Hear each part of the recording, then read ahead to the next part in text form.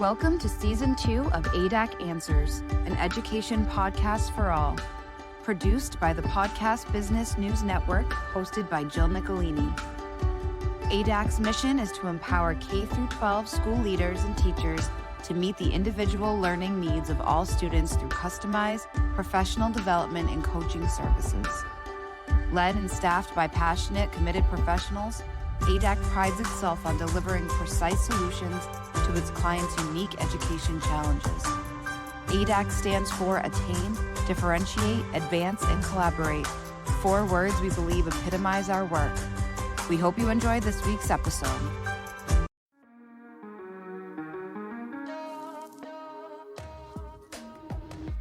Broadcasting from the business capital of the world, this is the Podcast Business News Network.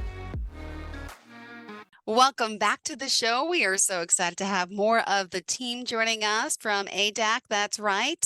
We're talking about all they provide for K-12 schools, systems, networks, and all they do to help really with their educational missions from teaching, learning, educating, fundraising, and really here to empower school leaders and teachers to effectively teach students with learning differences. So welcome everyone to the show. How are we?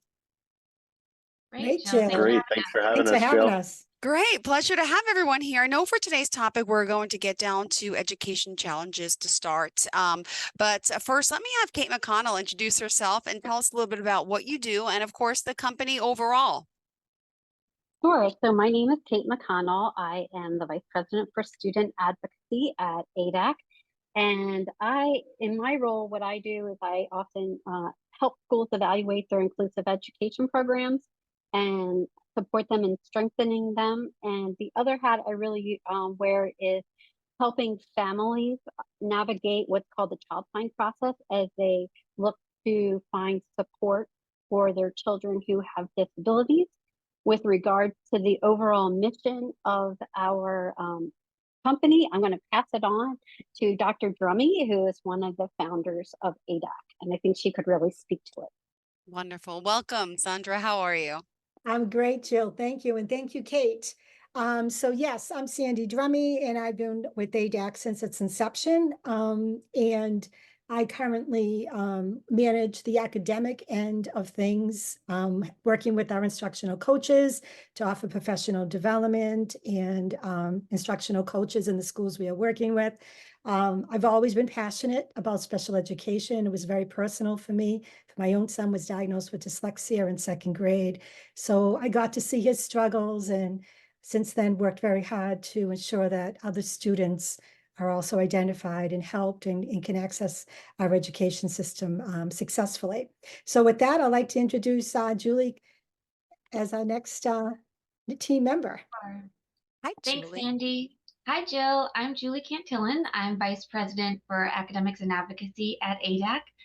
And I came on board last July after a long career in Catholic education. So I also get to support schools in accessing federal programs, as well as raising capacity to be able to serve all learners in the academic arena. Perfect. And last but not least, Matthew Maloney, please introduce yourself to everyone as well. Yes, thanks, Jill. My name is Matt Maloney. I'm the Vice President for Educational Partnerships at ADAC. I joined the team this past July with Julie after 15 plus years in education as a teacher, leader, administrator. And I'm really charged with expanding our business network of school clients and districts and organizations that we work with.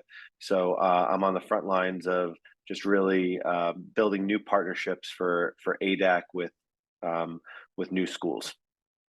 And let me ask, where are you all based out of, and where is ADAC helping those? That's $1 million question. So I'll just start off with where I am. So I'm coming to you right now from Quincy, Illinois. I'm based in Chicago. I help clients in Iowa, Florida, California, and am I missing anywhere? And Iowa? Iowa, did I say Iowa? Yeah. So, and with regards to families, I'm helping families all across the country, Michigan, North Carolina, Missouri, etc. And I did want to point out that I actually help families who have children in private schools and families who have children in public schools with accessing supports in special Great. education. So ADAC is nationwide, correct? Not worldwide yet? Sea to shining sea. Perfect. And let me ask how we can reach out to you. Could you share the websites, of course, that are associated, so our listeners could get more acclimated to the work you're doing before we get started for today's topics?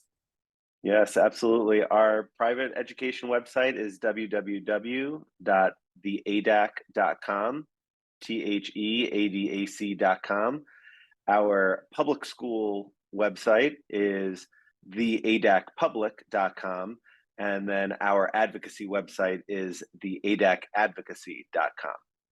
Perfect. Thank you so much. So who wants to start off by talking about, the educational challenges that are facing out there and what some of those are? I'll be happy to start off, Jill. So yes, we've had a number of challenges, I think, since the pandemic. And it's been rewarding to work with our schools to not only help identify some of these challenges that they're seeing within their schools, but also assist them in finding some solutions. Some of the challenges we're seeing is the learning loss as a result of the pandemic. Even though schools were doing their best to remain online and teach online, we are still seeing now that students have experienced learning loss. There has been an uptick in social and emotional issues among students for various reasons. And we've been able to help, schools not only identify, but help in those areas also. Kate, do you want to share more about that? Sure. So, Sandy mentioned social emotional learning, and I think that is a big component that is underlining a lot of the stressors that we're seeing in schools, especially when it comes to teacher shortages, frustration of parents, collaboration with families, and just to speak to it, there are 5 core competencies that make up social emotional learning. And I would say probably the 2 biggest ones that are affecting our students are that self-awareness and self-management. So we see a lot of dysregulation of children in the school. We're especially seeing that in the younger years as well as the older years, which is, as Sandy said, a little bit because, or a lot because of the pandemic. There was a lot of having to learn how to self-regulate at home that you would have been learning at school, while children's brains are really rapidly growing in those early years and then those adolescent years. And it's caused a lot of issues with self-regulation. And that is very difficult for schools and teachers to navigate when there is not only a lack of teachers, but a lack of service providers. So we have more being put on teachers who are even more stretched. And then we keep telling teachers, make sure to take care of yourself, yet they don't have time. And sometimes even telling them to take care of themselves can be even stressful for them to just hear. So it is a really tricky time right now for teachers, families, and students. And I have to say, that's one reason why I love being at ADAC, because I feel like we're a little bit of a lifeline for teachers, for students, and for families. Beautifully said. Who wants to piggyback on that? I wholeheartedly agree with both Sandy and Kate, and it's identifying teachers and leaders for the schools as well. It's no surprise with the more teachers are being asked of, the less desirable it's becoming for a career. There's a lot of teachers who, due to the pandemic, decided to retire early or change careers.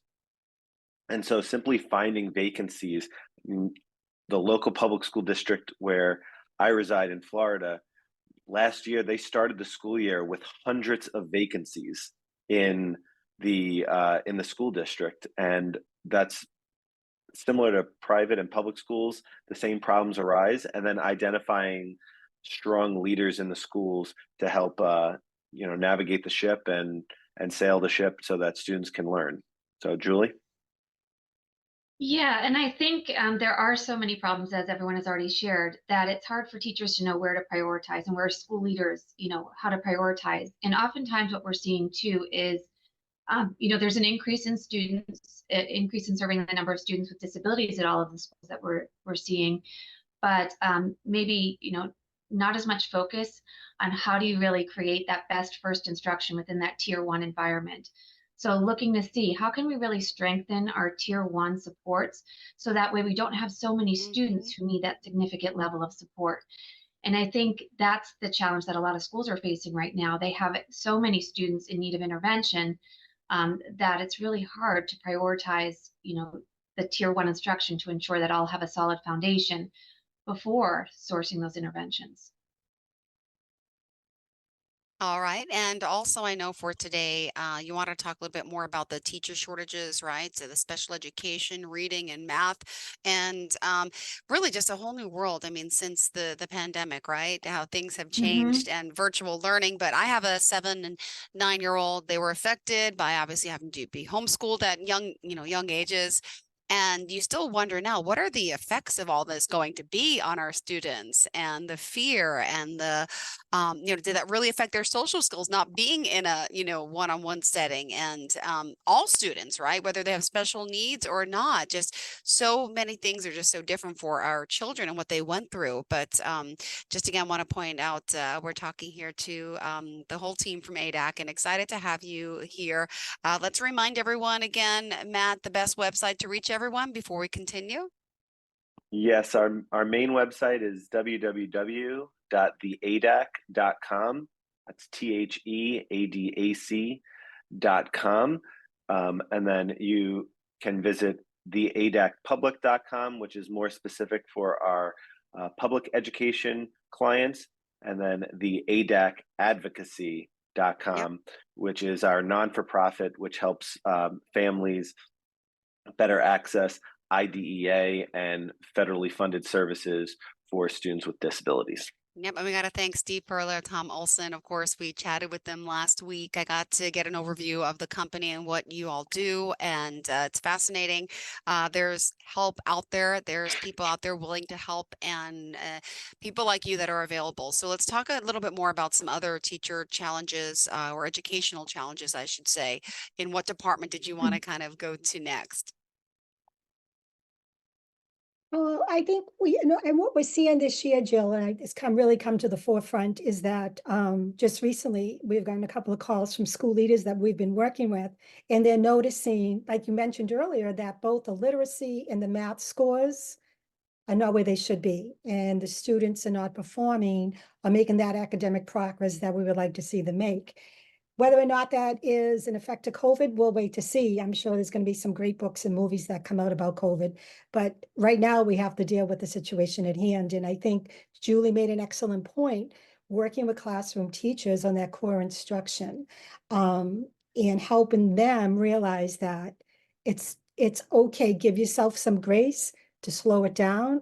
Let's make sure these kiddos master what we need them to master, because teachers, and we know ourselves as educators, we have a set of standards and benchmarks that we would like to meet every year and teach the students, but in some cases the students just aren't ready yet. So that's where our work has really been beneficial, because we come in and work very closely with teachers, in person and virtually, to kind of like remap some of the curriculum. Let's go back for some of these students that need that extra time so they can master what they need, because building those foundational learning blocks is going to be important for them to meet success. Kate, Julie, Matt? Yep.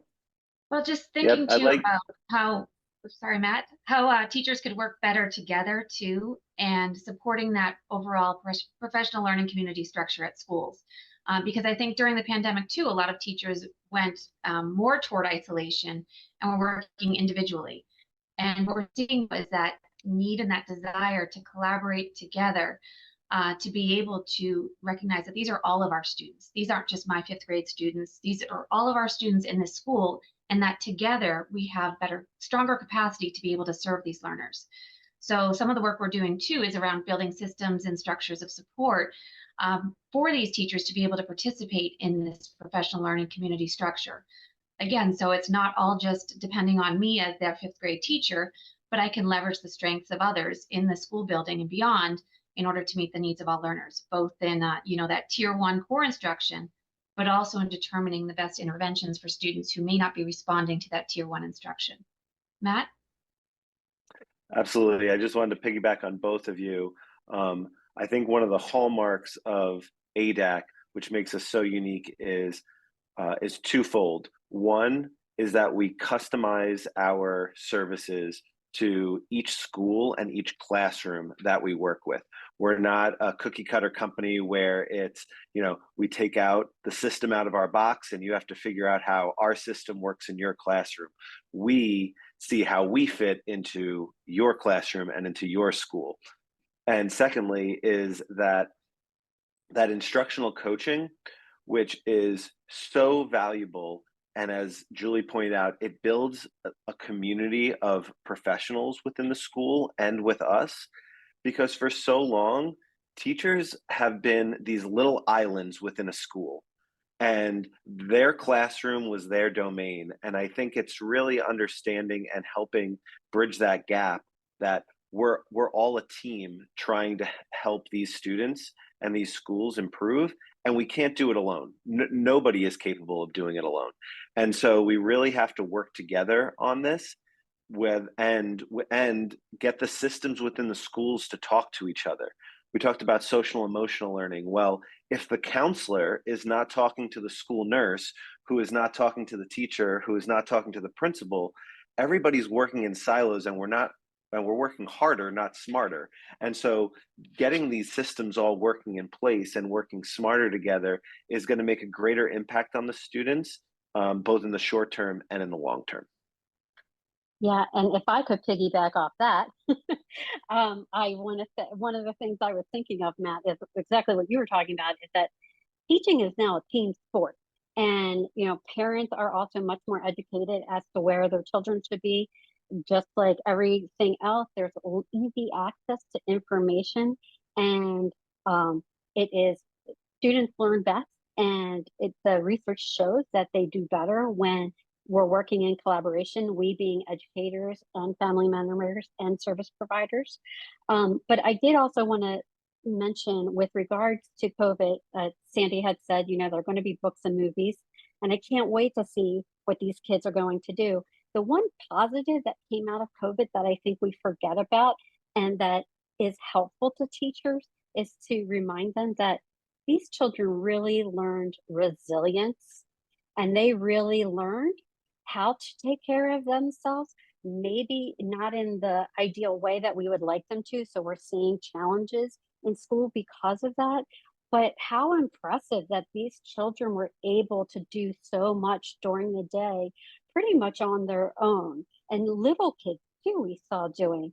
So I also think sometimes we get caught up in what is, the learning loss, the stress the teachers are under, which are all true things, but there's a lot of positive things that are going out there too. And I think it's important we focus on that to build up teachers as well. And I do think that's something ADAC does well too, is work with the strengths of the students, the strengths of the teachers, to bring everybody to the next level.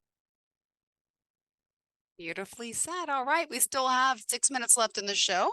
So I just want to point out we're here with our team, Julie, Kate, Matthew, Sandra, and we got to thank, of course, Steve and Tom, who we've gotten to know from ADAC, and excited about all the work they're doing to help so many, and more in the education department. What other problems are you seeing that are challenges out there that your team is able to help with? Well, I'd love to address this a little bit.